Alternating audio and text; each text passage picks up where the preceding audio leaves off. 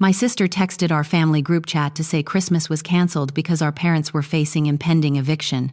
So, after a grueling 14-hour shift in the emergency room, a shift where I compressed the chests of dying strangers and scrubbed the sharp scent of copper and antiseptic from my cracked hands, I sat alone in the desolate hospital, break room in my teal scrubs, eating a lukewarm cup of instant ramen. Later that night, my phone screen lit up with a live video notification. My sister was broadcasting a $5,500 champagne party, a literal winter wonderland extravaganza, funded entirely by my strictly reserved medical emergency credit card, with everyone invited except me. Then the very next morning, my dad texted asking for $3,000 for rent. He said they would be out on the street by noon if I delayed the transfer. I stared at the message. I swallowed the dry lump in my throat. I locked my phone screen and shoved the device deep into my pocket. I grabbed my heavy winter coat and my car keys. I prepared a lethal dose of reality. People always wonder how someone can just snap, how a person can turn to absolute ice when their own flesh and blood comes begging for salvation. They do not realize that the freeze happens slowly, molecule by molecule, over decades of subtle betrayals. My name is Madeline Baker. I am 31 years old and I deal with screaming, bleeding, frantic people every single day in the trauma ward. A manipulative tantrum does not faze me. A fabricated crisis does not raise my heart rate. My family genuinely believed I was weak. They assumed my silence was a permanent state of submission. My sister Kiera called me a bitter hospital maid the day she lost our grandmother's antique silver necklace. She sneaked into my apartment while I was working a double shift, took the heirloom for a shallow internet photo shoot, and lost it in the filthy bathroom of a downtown nightclub. When I confronted her, she just rolled her eyes, complaining that I was aging, ugly, and smelled like cheap sanitizer anyway. My mother, Gabriella, rushed into the room right on cue to play her favorite role. She clutched her chest, forcing loud, dramatic, heaving sobs, claiming my selfishness was going to give her a fatal stroke over a rusty piece of metal. She weaponized her fake panic, demanding I stop ruining the family peace. She threw herself onto the couch, gasping for air until I backed down. They broke my heart that day. Today, their tears mean absolutely nothing to me. They drained the well of my empathy entirely dry. The final ounce of my compassion died last Thanksgiving. I walked into their rented suburban house and found Kiera twirling in the living room. She was wearing my navy blue designer gown, the dress I bought after saving every extra penny for 3 months to attend an upcoming medical honors gala. I marched straight up to her and grabbed the silk sleeve. A massive hand clamped down on my shoulder. My dad, Alex, twisted me around with violent, terrifying force. He shoved me backward, launching my entire body across the woven rug. The sharp, unyielding edge of the heavy oak dining table slammed into my lower back. Pain exploded through my ribs like a grenade. I collapsed to the hardwood floor, gasping for a breath that simply would not come. He towered over me, spit flying from his mouth. He screamed that every dollar I made, every item I owned belonged to this family. He pointed a thick, calloused finger at my face and swore he would break my arm if I ever laid a hand on his precious star again. I laid there on the carpet, clutching my bruised ribs, desperately trying to pull oxygen into my burning lungs. Aunt Carol and my cousin Justin were sitting less than 5 feet away on the beige sofa. They held their crystal wine glasses perfectly still. Justin scrolled mindlessly through his phone, annoyed by the interruption. He muttered that I needed to swallow my pride and apologize to my dad so everyone could just eat their turkey in peace. Carol kept her eyes glued to the television screen, nodding in silent agreement with his cowardice. My ribs ached for 3 solid weeks. Every 12-hour shift I worked, every deep breath I took served as a sharp, burning physical reminder of my designated place in their world. They thought that violent shove taught me a permanent lesson in obedience. They were wrong. It taught me how to amputate a rotting limb. They bruised me then. Today I am the one holding the surgical saw. The harsh, fluorescent light of the hospital break room hummed overhead on that quiet Christmas Eve. My half-eaten ramen noodles floated in cold, salty broth. I stared at the glowing rectangle of my phone resting on the scratched laminate table. The notification sat right at the top of the screen. Kiera was broadcasting live to her thousands of followers. One tap and the pathetic lie unraveled in brilliant high definition. The screen exploded with golden professional lighting, towering crystal centerpieces, and hired waiters carrying silver trays of expensive appetizers. The rented Atlanta house was completely unrecognizable. It was packed elbow to elbow with laughing people dressed in velvet and silk. This was the impending eviction my mother sobbed about over the phone just 2 days prior. This was the tragic, canceled Christmas that kept me alone in a desolate hospital. A massive, professionally printed banner hung over the stone fireplace displaying Kiera's social media handle in shimmering silver letters. She wore a sparkling sequined gown posing for the camera with absolute untouchable arrogance. A heavy vibration buzzed aggressively against my palm. A fraud alert from my banking application pushed through the live video feed. One glance at the screen confirmed the undeniable sickening truth. A pending charge of $5,500 from a premium catering service stared back at me, authorized on the strictly reserved emergency credit card I left tucked inside my mother's dresser drawer for genuine medical disasters. They stole my absolute last line of financial defense to buy champagne flutes, truffle appetizers, and massive ice sculptures. I switched my focus back to the video. The camera panned across the crowded living room, capturing the faces of aunts, uncles, and family friends who all lied to me about staying home. A sharp burning spike drove straight through my chest, pinning me to the plastic chair. Standing next to the massive, frosted Christmas tree holding a crystal glass was Gavin. My stomach violently cramped. The air in the small room suddenly felt impossibly thin. Gavin, the man who spent 2 long years systematically destroying my self-worth. The man who cheated on me, manipulated my reality, and gaslit me until I needed extensive psychiatric therapy just to function like a normal human being again. Kiera had her arm tightly hooked around his neck, grinning wildly into the camera lens. She invited my abuser to the party I unknowingly funded. He had influencer industry connections. He knew brand managers and talent agents. That simple, shallow fact made him infinitely more valuable to my family than my own sanity or physical safety. A voice from the crowd, loud and slurred with expensive alcohol, shouted over the thumping holiday music. Someone asked where the older sister was. The camera flipped around to show Kiera's heavily contoured face. She rolled her eyes, letting out a sharp, mocking laugh that echoed through my phone speaker. She told her viewers that the old maid was busy scrubbing bedpans in a depressing hospital ward. She smirked, adjusting her perfectly styled hair, adding that my depressing energy would just ruin the perfect aesthetic of the night.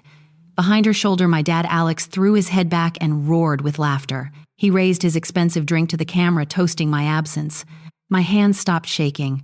The tight, anxious knot in my chest instantly unraveled, leaving behind a vast, freezing emptiness.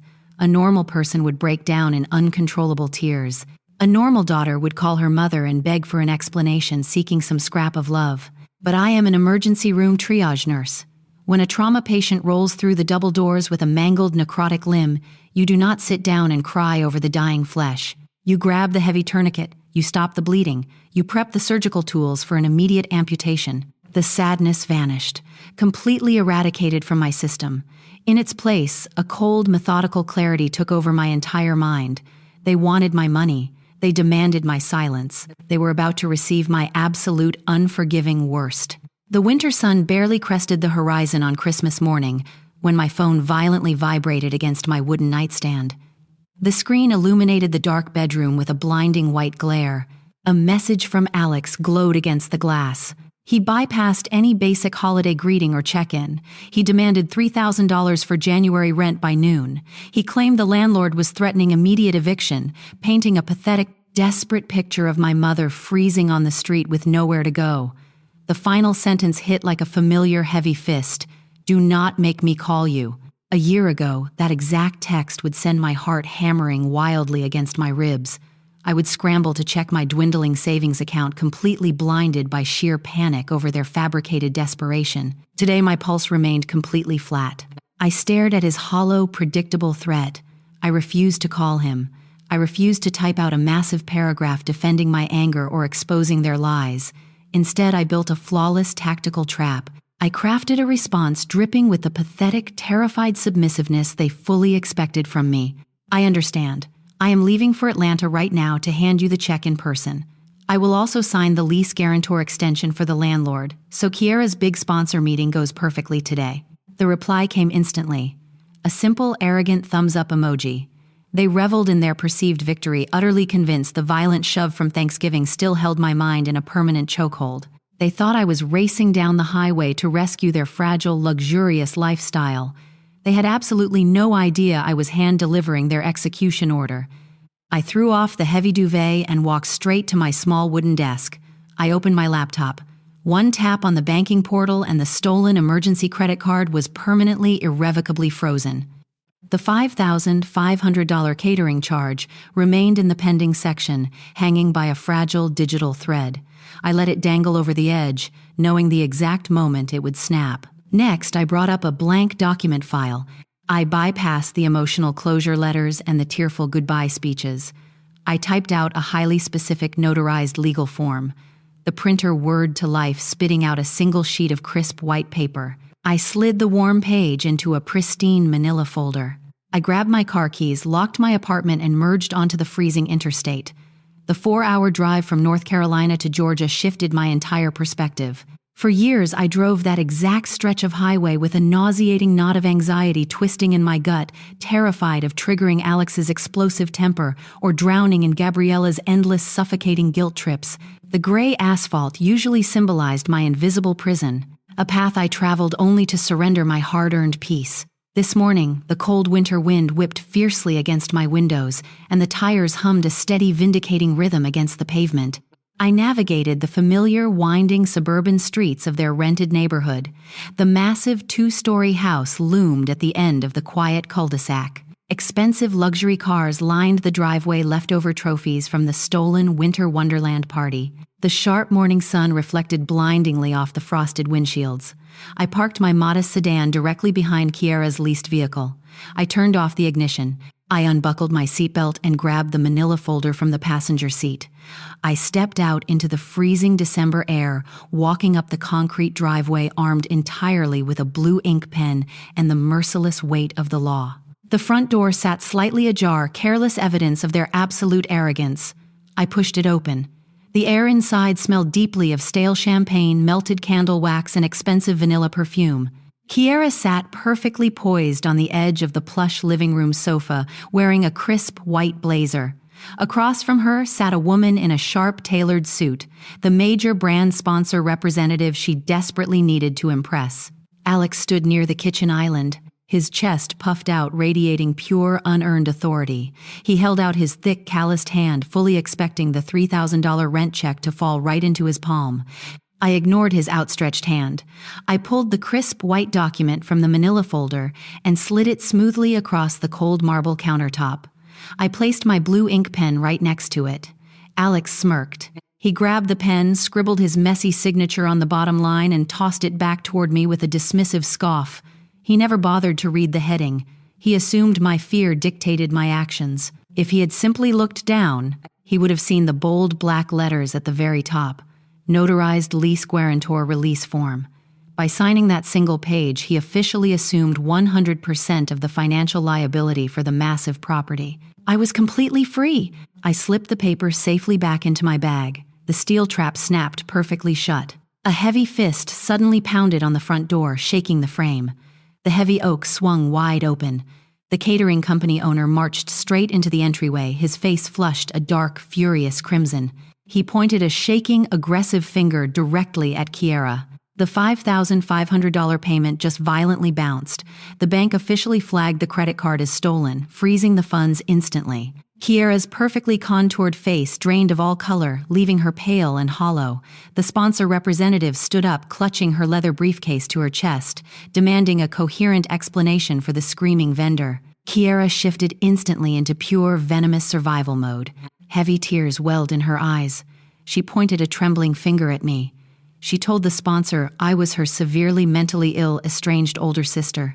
She claimed I stalked her, stole her mail, and crashed this private business meeting just to ruin her promising career out of sheer, unhinged jealousy.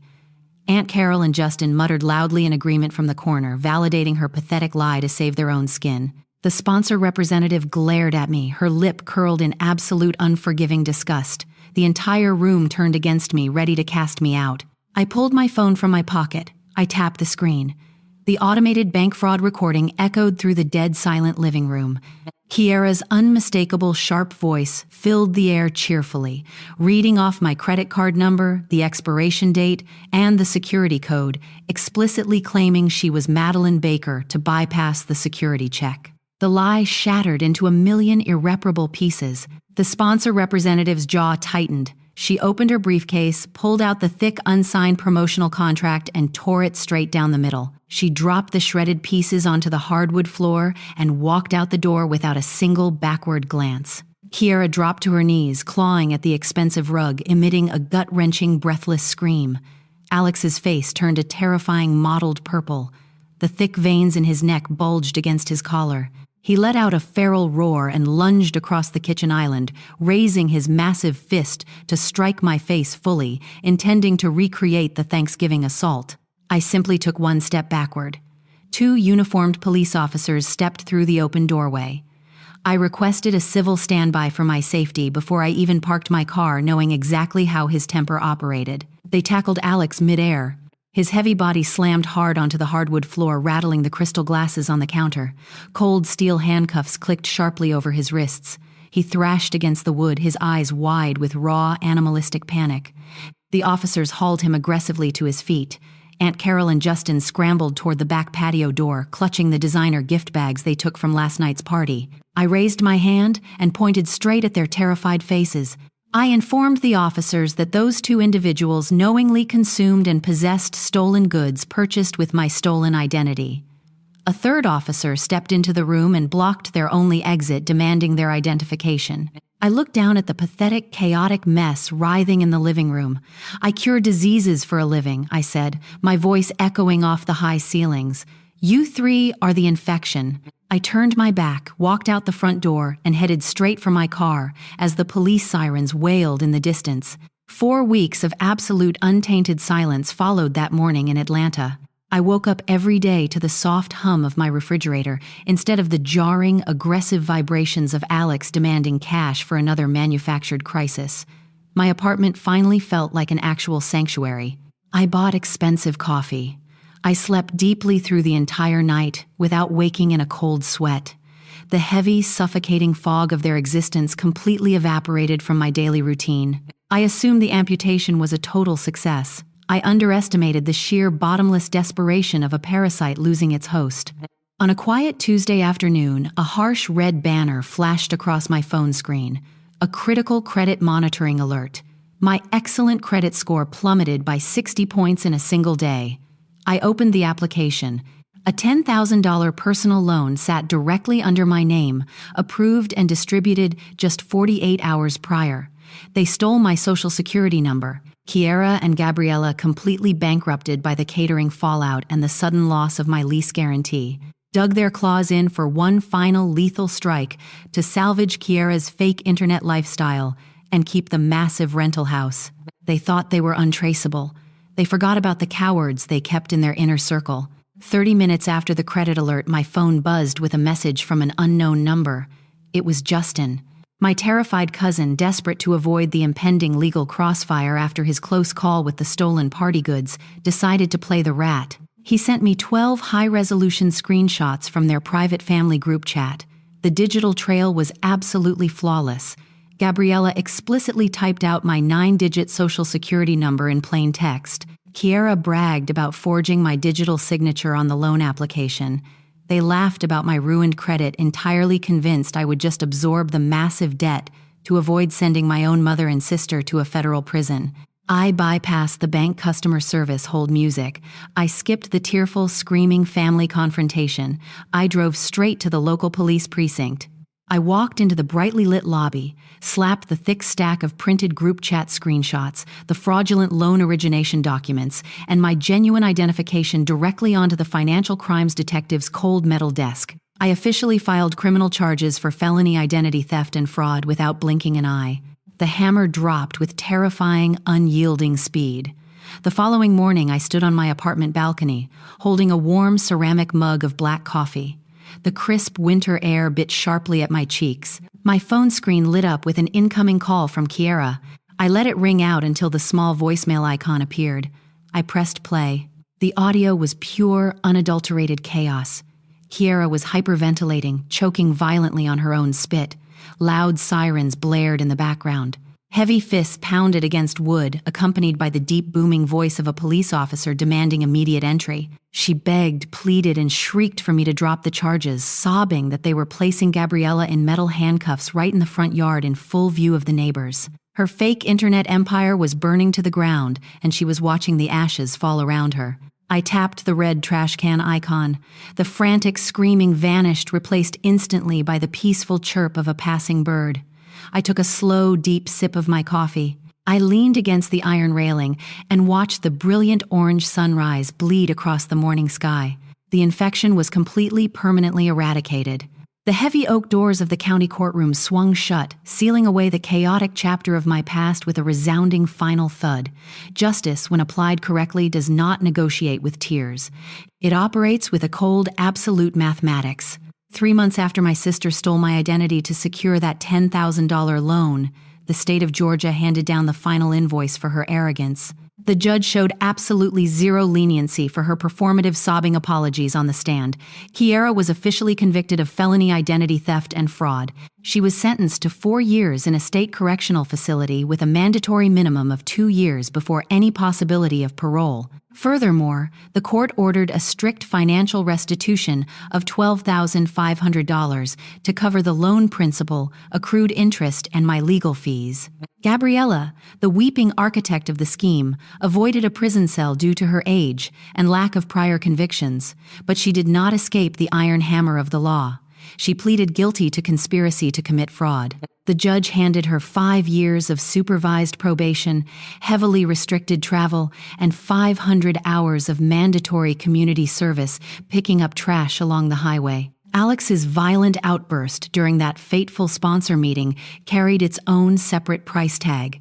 He was convicted of assault and resisting arrest. He served exactly 6 months in the county jail, followed by court-mandated intensive anger management courses and a permanent legally binding restraining order that barred him from coming within 500 feet of me, my home, or my hospital. Their social empire collapsed faster than their legal defenses. Kiera's internet presence vanished overnight as brands publicly condemned her fraud and platforms permanently banned her accounts. Without my lease guarantee, Alex and Gabriella were formally evicted from the Atlanta house.